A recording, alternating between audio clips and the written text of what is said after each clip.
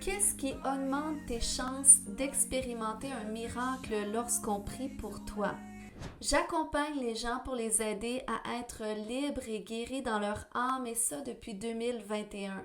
J'ai tellement vu la main de Dieu à l'œuvre dans la vie de beaucoup de personnes, des vies transformées, des gens guéris dans leur âme, dans leur corps, des situations de vie restaurées. Et malgré tout ça, je me considère pas comme une experte parce que je reconnais que l'expert en chef, c'est Jésus-Christ et moi, je suis simplement son élève qui apprend continuellement.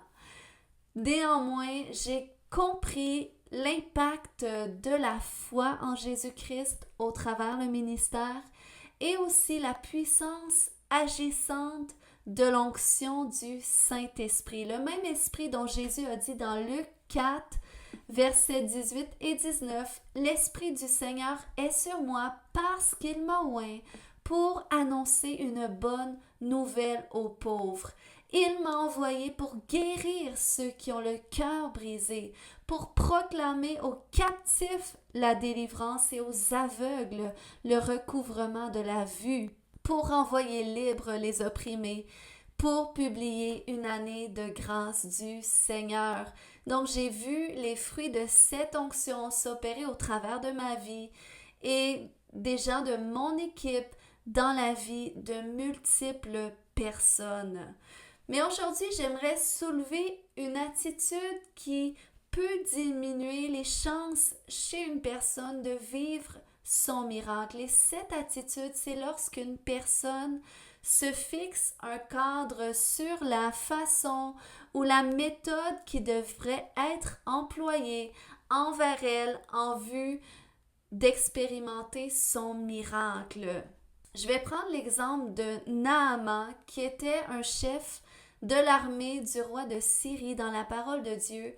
Un jour, cet homme avait la lèpre et il y a une petite fille qui vient vers lui qui lui dit « Tu devrais aller vers le prophète Élisée en Israël pour qu'il te guérisse. » Et c'est ce que Naaman a fait. Il est allé cogner à la porte du prophète qui a laissé son serviteur répondre et celui-ci lui a dit de sa part « Va te tremper 7 fois dans le Jourdain et tu seras guéri. » Et la Bible va nous dire que Naaman s'est mis en colère parce que pour lui c'était absurde, c'était insensé.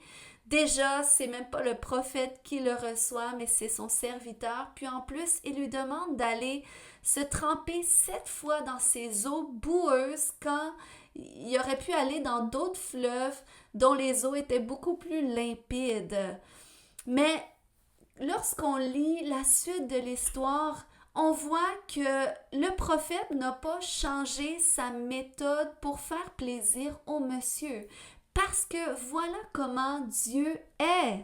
C'est par la foi qu'on reçoit et notre foi est agissante en dehors des cadres que nous nous fixons, en dehors de nos idées préconçues.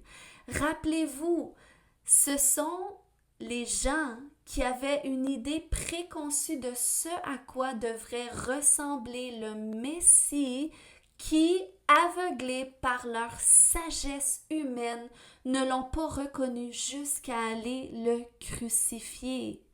Donc, c'est pour ça que Jésus nous a dit qu'on devait être comme des enfants pour recevoir. Il a dit dans Matthieu 19,14, « Laissez les petits enfants et ne les empêchez pas de venir à moi, car le royaume des cieux, la manifestation du royaume des cieux, par des guérisons, par des délivrances, par des miracles, est pour les gens qui leur ressemblent. » Il m'est arrivé personnellement d'avoir recours à du ministère de délivrance alors que j'étais déjà dans le ministère. Puis, comme je pouvais avoir une idée préconçue de ce à quoi pourrait ressembler le type d'intervention que j'avais besoin ou la méthode qu'on pourrait employer par rapport à mon besoin, eh bien, j'ai compris que je devais faire confiance à Dieu sur la façon qu'il avait prévu intervenir dans ma vie. Et je ne devais pas me fixer des cadres sur la façon que le ministre devrait faire le ministère envers moi.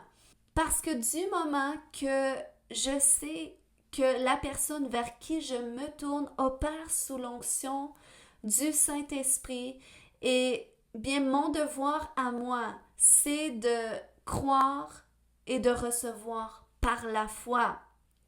Et ce, que je ressente quelque chose ou non, je sais que Dieu agit parce que sa parole me le dit et parce que j'aime savoir qu'est-ce que Dieu fait dans ma vie. J'aime savoir où est-ce que j'en suis spirituellement, émotionnellement. Eh bien, dans ces moments, j'ai toujours demandé à Dieu qu'est-ce que tu as fait dans ma vie quand c'était bien sûr pas clair au moment du ministère.